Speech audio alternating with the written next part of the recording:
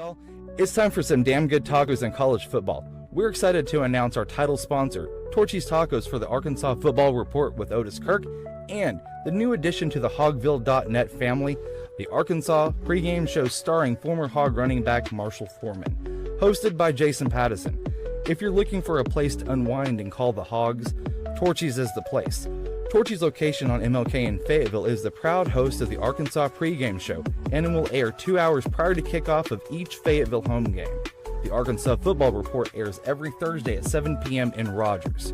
Check out the full-service bar on the patio or in the restaurant while you cheer Arkansas on to victory. Torchys has you covered with the daily drink specials or the taco of the month with their queso that's made in-house fresh daily. Torchys has 2 convenient locations in Northwest Arkansas, which happen to be the only 2 locations here in the great state of Arkansas. They have you covered for some damn good tacos, and go Hogs.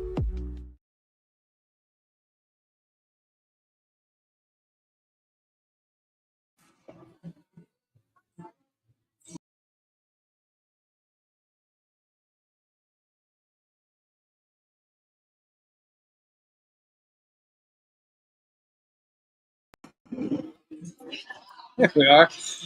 Courtney, how's it going? Yeah, I'm not Otis today. I hope no one is angry that it's not Otis Kirk with you sitting here at Torchys Tacos on MLK in Fayetteville. It's me.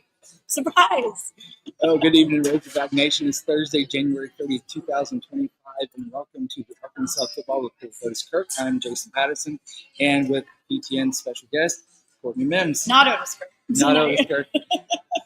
Thank you. I want to say thank you to the teams here at Rogers and Fayetteville, Torchys Tacos, for their hospitality each week. You can click on the like and subscribe button located on the right-hand bottom of the Hogville YouTube channel. You can watch past shows from Otis, Dudley, Kevin, and Marshall. Special thank you to Torchys Cocktails, and you can try any of their 9 different flavors. They offer 0 sugar, 0 carbs, and 100 calories.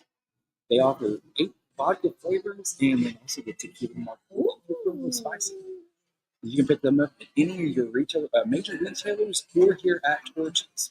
And be sure to stop by either of the 2 Torchys locations, Courtney, here on MLK in Fayetteville or Pauline Whitaker and Rogers, which happen to be the only 2 locations here in the great state of Arkansas. I didn't know. Wow. That's very cool. Maybe we can expand, maybe. Ooh, let's see. Maybe Little Rock, maybe Conway. There's room for expansion. There is. There absolutely is. Try their queso that they make in-house fresh daily. You can also pair that with their taco of the month. Also, either of their tacos that they have there on that big board over there, and open your taste buds to a whole new world. Wow, I'm going to tell you what, it has been a whirlwind here the last couple of weeks because you've got baseball firing up, softball firing up, basketball feeling down. It has been cooling down a little bit. It has been cooling down a lot, actually, should I say. I mean, I know a lot of people who have messaged us on our Big Trail Nation accounts every single day. You guys are really committed to that, asking when baseball and softball season begin. Well, I have good news. Softball season starts next week. Can you believe that? Yeah. That's crazy to me. Next Thursday, a week from tonight. Crazy. Just insane. And baseball's the next week, starting on Valentine's Day. Yeah. So great date day at the ballpark. Snuggle up outside and snuggle up out at home after you get down to the ballpark. Like a 3 p.m. first pitch is that perfect time. People are like, oh, it's too early. No, because then you can still go to the ballpark and then have dinner maybe, take your date out for a nice, whatever, maybe a drink after the game, whatever. It's a great time. It is a great time. Also, make sure to throw up your comments, good, bad, or ugly. We will take those live on air, y'all. And I'm going to tell you what, we talked about this kind of leading into what we should kind of lead into this. And the whole Calipari going back to referendum. Is he going to get booed? Is he going to have cheers? I know that Rick Pitino put out a great message for him today.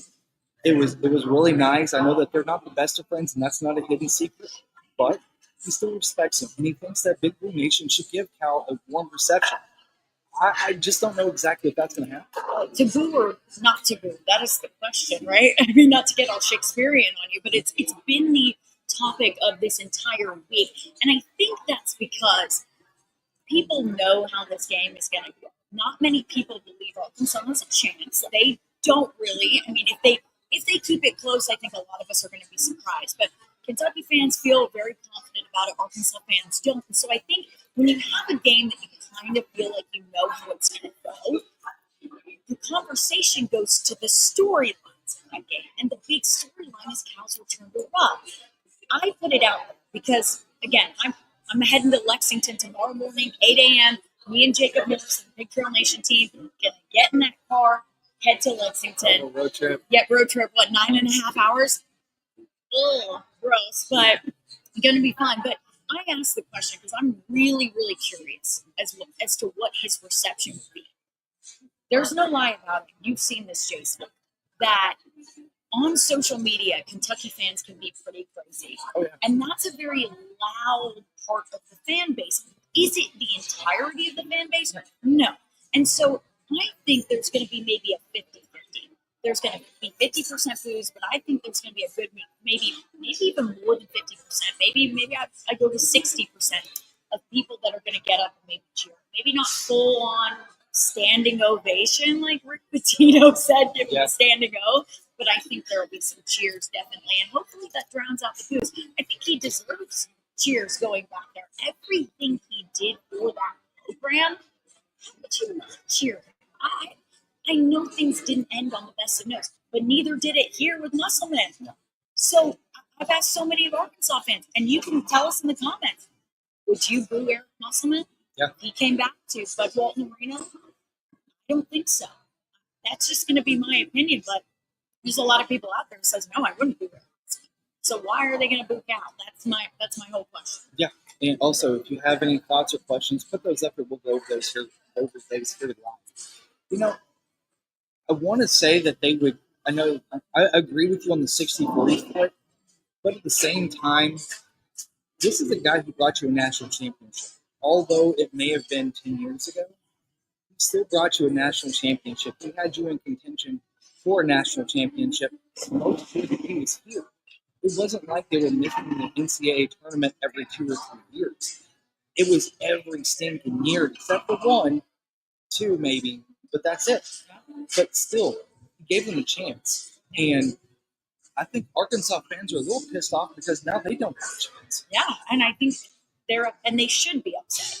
Nobody is saying that you shouldn't be upset because there's a lot of people in the national media especially that said he is going to take over Arkansas with the talent that they have.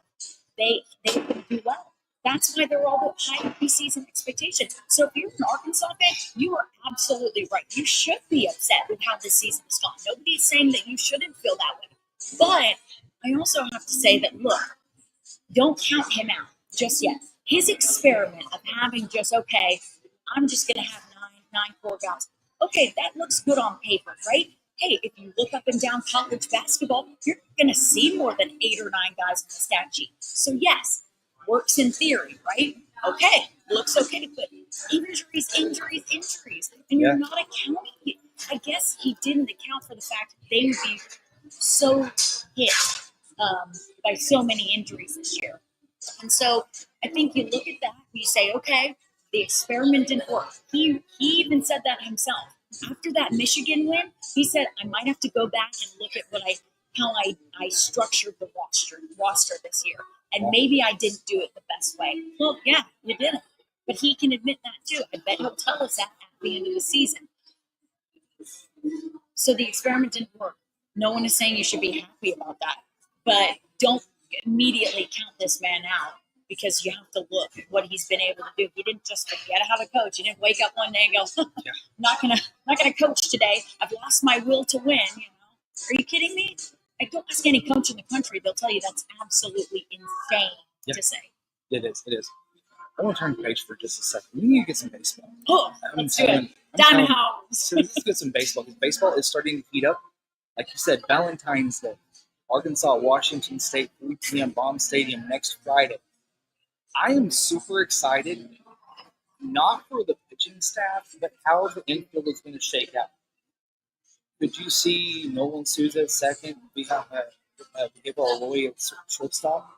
Maybe have them batting back to back. Would that be considered the true timeout? Can they put that on a shirt if that happens? They have to put that on a shirt. I asked that is the NIL deal right there. Oh, it is. I asked Dudley about that last season. I said, could they be the Pineapple Power Alley next year? He said, he just gave me the emoji with the sunglasses. He said, I like it. I like that too, especially since Fayetteville, Jeff and I were talking about this in the car. My fiance sitting to the left of me here. But we were actually talking about that. And I said, look, they had so many opportunities with some great NIL this year with those two guys. They had it last year with those jerseys that they put out, which coincidentally was the top selling jersey. Fayetteville Lloyd's was the top selling baseball jersey in all of college baseball. I think it was the only one they listed on top NIL earners this year. Yeah, this past year. So not wild. And now his brother's here too. There's another opportunity. There is. Another opportunity. There is. And I'm telling you, if they can get center field shored up and stop making first base a rotational position at this point, it could really solidify a lineup that is not power but average. And that's what they need. That's what they've been lacking whenever they've gotten bounced out of these last two regionals here in Fayetteville. That's embarrassing. Dave Van Horn knows that. He knows that he has to change it. That's why you see Bobby Warren is at third. Why Hudson Polk is at first. Why Nate Thompson's in the dugout. They're making in-game adjustments now and not just waiting for him to come back onto the side, back into the dugout whenever the enemies are. I like what I believe it was Kendall Dix. He got on one of the Hog podcasts, and I can't remember which one, the Hogs Plus or something. He was kind of just talking about the season and his thoughts about it. And I love something he said. You guys are going to love this lineup. However it shakes out, none of us really know just yet. But you're going to love this lineup. And because a big criticism last year was you live and die by the home run. Power hitters, you're swinging for the fences, right? And so, and DVH even admitted that we need to get guys who do a little bit more than that in this offseason. And so, again, people have criticized and said when they look at some of the guys that he brought in, they go, oh, power hitters, here it is, same old DVH. And I go, no, I point to Kendall Dix. I point to someone who knows this team better than any of us right now because he's seen more of them. And he said, you know what? You're going to see a lot more of a balanced offense. We've got guys who can run. We've got guys who can bunt. We've got guys who can play small ball. But not only can they play small ball, they can hit home runs too. Hopefully we see a more varied offense because that's where they got into trouble. And anyone can tell you that. DVH made a point to say that at the end of the season, we need to go get guys that are different. I'll tell you this, though. You talk about maybe I'm not so excited to see the pitching staff. I am very excited to see the pitching staff because that's another thing where last year DVH admitted if we didn't have Hayden Flynn, we would be a lot worse than we were. They may not make the team. Right. And people don't want to admit that. People don't want to think about that. But that was the truth, guys. That was the truth. That if they did not have Hagen Smith, they would not be as good. However, this year, you've got a pitching staff that is deep. I go back to what Kendall Dix said. Like, guys, this is crazy. Last year, yes, we had Hagen Smith. We were good, but we had Hagen Smith. This year, we have so much more depth. But you could go down and look deeper and deeper in the staff and go, wait a second. These guys could start at SEC schools. These guys are that good, and they are they are in our rotation. They are depth. So to me, that's exciting as well. You talk about the infield, yes, super excited. Also excited to see how that first base, whatever happens there, happens because Kendall Diggs playing there in a few of the scrimmages, and I'm going, ooh, what's going on here? And DVH saying, yes, he played it in high school. He's going to do whatever we need him to do for us. That gives you an option to put like Justin Thomas in the infield. And so, okay, I see where you're going there. I'm curious to see how that shakes up. But like you said, the infield's going to be exciting to see what happens there with this lineup, and especially the pitching side. The thing is, I was pretty critical a couple of weeks ago of this team and where they were positioned preseason. What? Okay.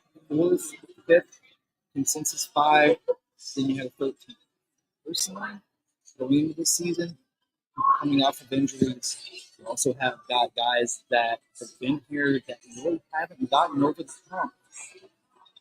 being back into the season and being able to close out a regional, I thought they should be 15 to 18 personally.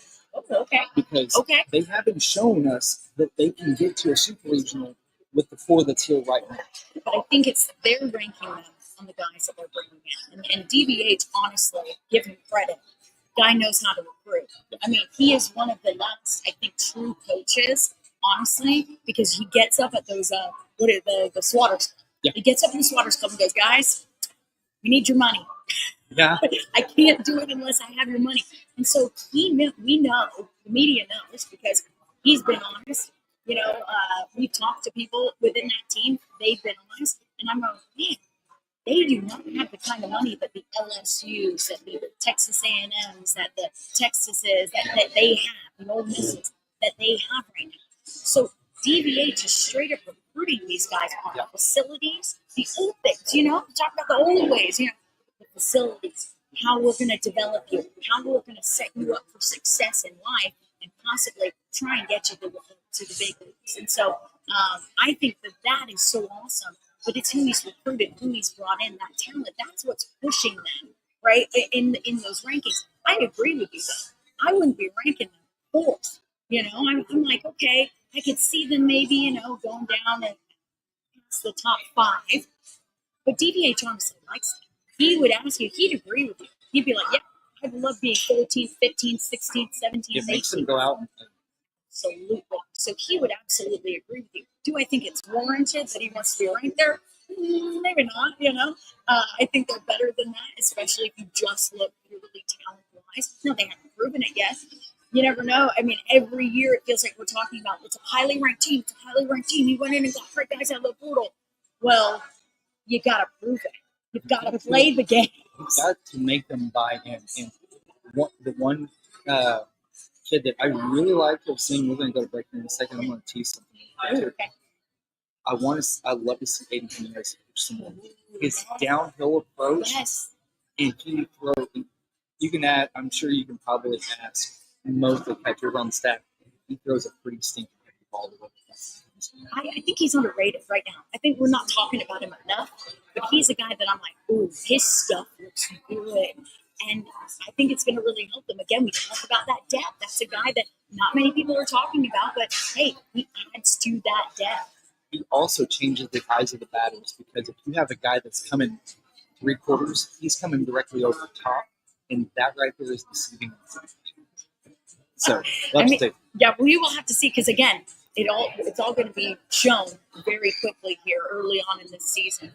Once again, they've put together a great schedule. I really do believe that tests them early on, that we kind of get to see what this team is made of very early. And so that should excite you as a Hog fan right now. I will say this. I don't know. I went back last year and I went and looked at what Tennessee was ranked in these preseason polls. Most of them have them below the top 10, 11, 9, 12. So it does help you maybe when you're not projected to be in the top 5. I'm just saying, putting that out there for you guys. We talked about Dave Van Horn talking about needing money at the Swatters clubs. We're checking. He made some waves. We're going to go over that here in just a minute. But we're going to talk about that email he sent out yesterday. And we will be back in just a minute. This is the Arkansas Football Report with special guest Courtney Mims. We'll be back.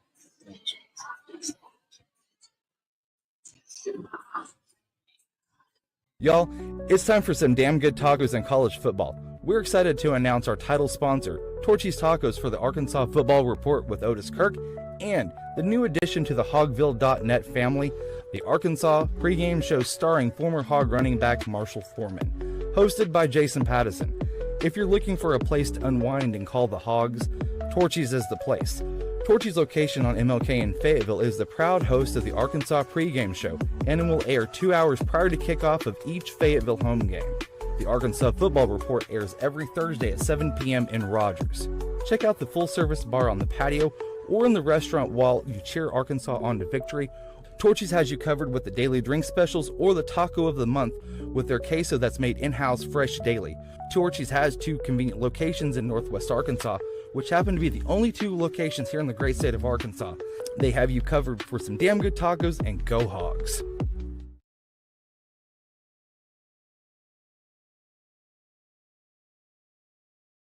And welcome back, everybody. We are here live at Torchys Tacos on MLK here in Fayetteville. Special guest BTN's Courtney Mims in for Otis tonight.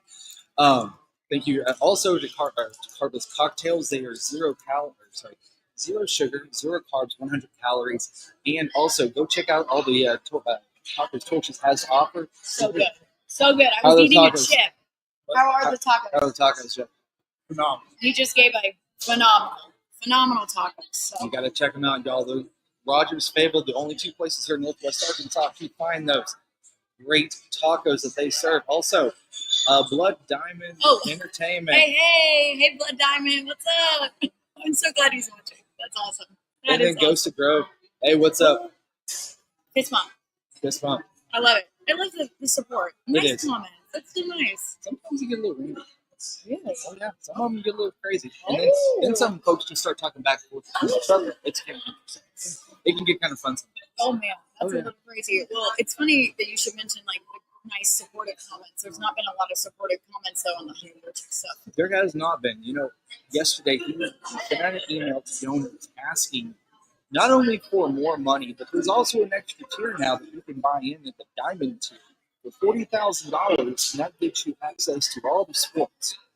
But again, that is double what $40,000. I mean, there's extras. There's extras that come with it, but it doesn't include the tickets.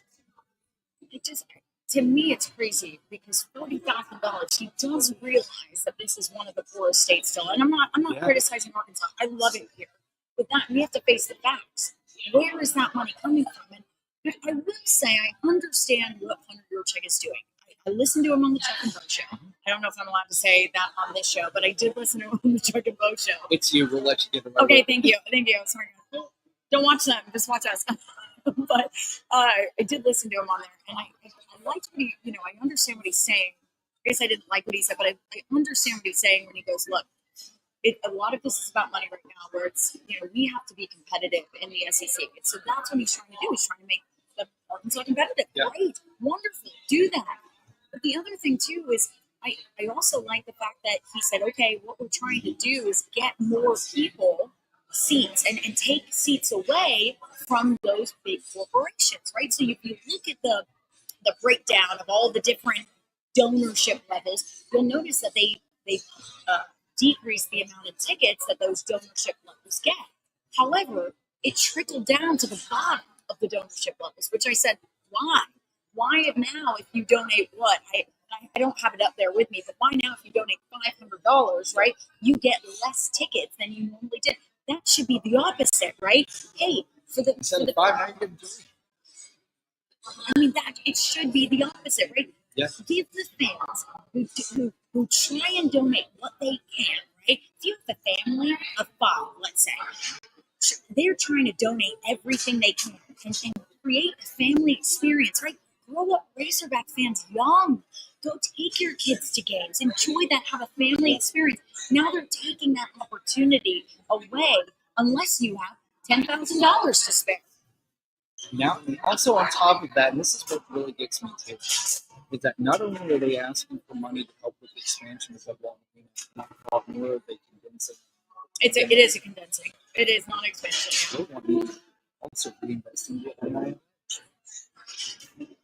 how many more ways is the university going to have to dime these feet for an experience that, let's face it, you got a basketball team that's 1-6 in conference play right now. You got a women's basketball team that's losing about 31.5 points on average in SEC play. You just had a 6-6 Razorback football team that really kind of underwhelmed and should have had 8 wins. The only thing he has right now in his back pocket, he is hoping to think that it's going to come out and show that this is going to help support and justify his wants and needs on this.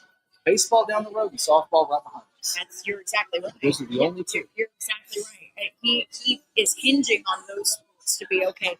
They're going to be good. Yeah. Preseason expectations are high. If they bust, there's going to be a lot of people wondering what Hunter Yurchek is doing. Yeah. Because he really, it really does. You talk about pressure. Dave Van Horn has pressure right now. Courtney Mims has pressure right now. Hunter Yurchek has a lot of pressure riding on the success of those 2 programs. Yeah. I mean, it's crazy. And you can go back and say, yeah, gymnastics and track and field. Yes, those are sports that are doing great, and we understand that. And Arkansas right now is doing well in the Directors Cup, which does show how well an athletic director is doing with the health of the program, right? And Arkansas right now leads every SEC school in the Directors Cup. I can't remember if they're 11th or 12th, but they're somewhere right there. And they've had 4 top 20 finishes the past 4 years. So, again, in terms of health of the program, of the programs as a whole, he's doing well. But I think it's going to hinge on baseball and softball, because I think once that Directors Cup, if they don't do well and then it starts to plummet, there's going to be people asking questions. If they do not make enough revenue as a whole, there's going to be a lot of questions. I'm going to be the first one asking those questions, because that, to me, that's a problem. If you're not, the 2 things he is responsible for: making sure that the entire athletic department is running efficiently, and then bringing. Those are the 2 things. Those are his 2 biggest responsibilities. And if one is okay, but the other one he can't get to budge, at what point do you say we got to cut ties with you? We got to move on? Yeah. Well, you would. You would, and if people aren't calling for that, then honestly, that's crazy, because that as a successful athletic director, you have to bring in money, bring in revenue, and you have to make sure the overall. I think overall health, because a lot of people say, Courtney, it's all about football, basketball, and baseball. That's it. I go, no, as an athletic director's overall health of the program, which is why they have something called the Directors Cup, and Arkansas does really well in it. But my thing is going to be the money, because that's my question now. How much revenue is as a whole are they going to bring in after this season? I'm curious, because we all know seats have not been full in Bud Walton Arena. Football, I mean, look at football attendances this year. I'm just curious. You know what happens next? What?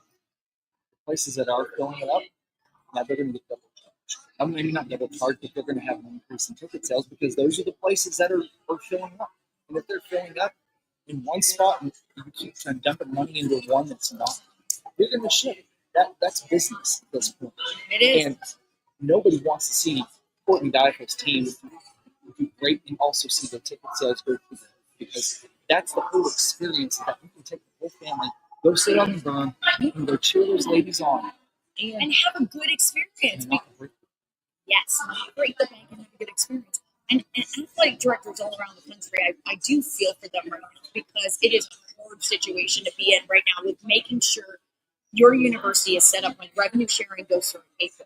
That's what they're all trying to do. They're trying to make sure they're set up for revenue sharing. I mean, look what Tennessee's doing with the extra fees on top of their tickets for a athlete, what is it called? An athlete talent fee or something? Yeah. Athlete, something like Athlete that. talent tax Or something that they're putting on, because they're going to put that in to revenue sharing. That's going to be a way that they make money for revenue sharing. And Hunter said, okay, maybe that's a little far. Maybe we don't need to do that. But now he's doing this, and I'm going, maybe fans would like to see an athlete tax or something on their tickets instead of what you're doing now. Yeah. Because at least if I'm paying that extra fee, I know that's going to revenue sharing. I know it's going to be athlete. It's a lot easier to sit there and swallow a $15 charge than a $10,000 charge. There you go. That truly maybe is the difference in how this is breaking down. Yeah. And I just feel it's honestly, I feel for the fans, because they're the ones. My life isn't going to be affected, right? Your life isn't going to be. We're going to get to still go to the games and get our press passes and do that. I just feel for the fans, because part of me is like, I just know that now more corporate people are going to buy up those spots, or buy up those tickets and donate money, and then go, oh, like Walmart or something. And they go, oh, we have an entertainment budget, and we're going to use it on that, and then we're going to give free tickets to our employees. Right? We'll resell them on the third-party market. True. Because they can make their money back. Absolutely. So now they're getting tickets for free. Exactly. Evil world out there. We don't like it. We don't like it here on the show. So let's talk about something really fun in this tonight. Courtney Mims and the ladies, they fire it up next Thursday night in San Marcos, Texas, against Texas State. I'm excited for them. Last year, I thought that Courtney might have a really good 1 through 10 lineup. I think this year's 1 through 9 is better, and the pitching is better, and it's going to be a lot of fun at Fayetteville this year. Absolutely. And last year, it was such a tough pitching situation because you basically had Robin Heron and then everybody else. And she had to put so much on her back for this team that it kind of was like, you can't just have one. Now, I know. And I felt so bad for her. I was just like, man, Courtney was like, get Robin out there. When things were bad, get Robin out there. I mean, sometimes I would look at her and go, gosh, Courtney, I get it. She's your best pitcher. But, man, she was like being used like a workhorse when things went wrong, and so many things went wrong with pitching. This year, they have much more depth there. Like we talked about with baseball, they have depth there with pitching. But I like what you said, the lineup, man. I mean, Bree Ellis, you've got Haley Wyckoff from Texas Tech, who literally is a stud. She is so good, y'all. You have no idea. Watching her, I'm just like, man, this team looks so good. And then not even Reagan Johnson hasn't really been talked Reagan about. Crew, as I like to call them, Jimmy and Rick. Yep. And I was like, Reagan Johnson is not talked about enough. But when you go back and look, I had somebody ask me, they're like, oh, Reagan Johnson is back. I go, yeah. And that's super huge for Courtney Michael. She led the team in batting average last year. She was fifth in the SEC. She led the team in stolen bases with 12. She's awesome. And she told me, she was like, I'm going to steal way more than 12 this year. She goes, I know. I'm going to steal way more than 12 this year. I mean, just talk about a consistent hitter in your life. Somebody, and not to mention how good she is in the outfield, too. Some of those diving catches last year they didn't get enough love. I mean, she is on, and you have her back, and nobody, I feel like so many people are forgetting she's on this team. There was no drop off 2 years ago when KB Sides graduated. Yes. Came over from Alabama and solidified that center field spot. She graduates, Raven steps in, and there was not a drop. None, guys, none. I mean, she is so good. And then you have Italia Riho, who's back off an injury. A healthy Italia Riho is so it's gonna be so different because I think last year as well they were missing her a lot. They were trying to move things around. Just having her not be at peace, it will be good this year. Just you need to keep her healthy. There is one thing that I do want to mention before we head on. Okay. It is going to be sorely missed to not see him. That right Let's talk about it. I'm going to bring up sad stuff on the show. I didn't bring up sad stuff. It's really tough. She is the best. But you have a stalwart at third base that you don't see anymore now. But that also is an opportunity for another player to step into her role and be the Hannah Gamble of the 25 squad. I would love to see Bree Ellis or somebody like that come in and say, you know what? I may not be in Clemson, but I'm in Clemson. Yeah, I agree. Bree is one of those people that sneaky is that filling that role on this team because she loves the Hogs so much. She loves Arkansas. She is so funny too. And here's something about Bree, because everyone kind of said, well, she had such a great career at Auburn when she transferred, and some people were saying, okay, she didn't do as well here as she did at Auburn. But look, she changed her swing last year, and she talked about it. She was like, I changed up my swing. It didn't work for me. I've improved it, and I've worked on it in the offseason. It was a mental thing for me.